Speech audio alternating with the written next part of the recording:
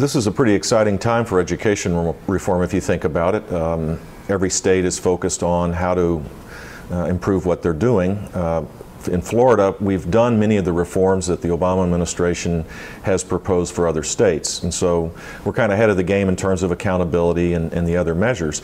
But that's not to say there's not a lot that can be done. In fact, I think we need to remind ourselves that any success we've had is never final, and the reform has to be constant to make it sustainable. So my suggestion would be that the states, supported by Secretary Duncan, certainly in this case, raise our standards, that we move to simpler, more transparent, deeper, and more relevant standards that are world-class.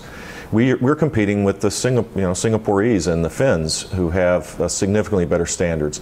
And there are ways to elevate the standards, and that's actually happening right now across the country with the support of the Obama administration.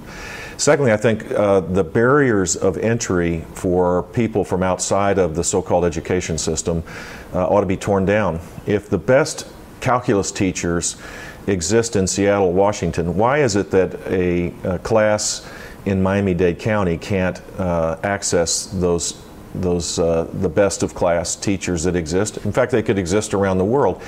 Teaching needs to become perhaps coaching, and we use the internet and we use technology to make sure that that we get the very best to turn on our students. So that would be a second suggestion.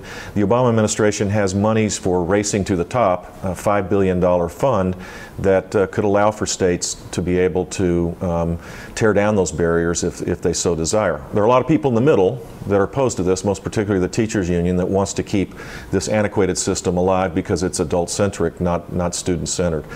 And then thirdly, I would suggest that we should have more school choice.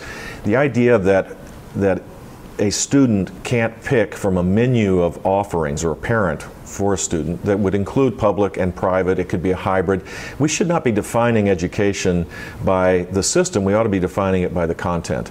And there are a tremendous number of people that are developing content that don't care if it's public or private. They just want to provide a means by which that students can learn. So in the case of Florida, we've built the accountability system that many states now are going to build, thanks to the support of the Obama administration, ironically. And we're ahead of the game, I think, in that area. But we need to be as a leader in this breakthrough technology agenda that I think will improve learning.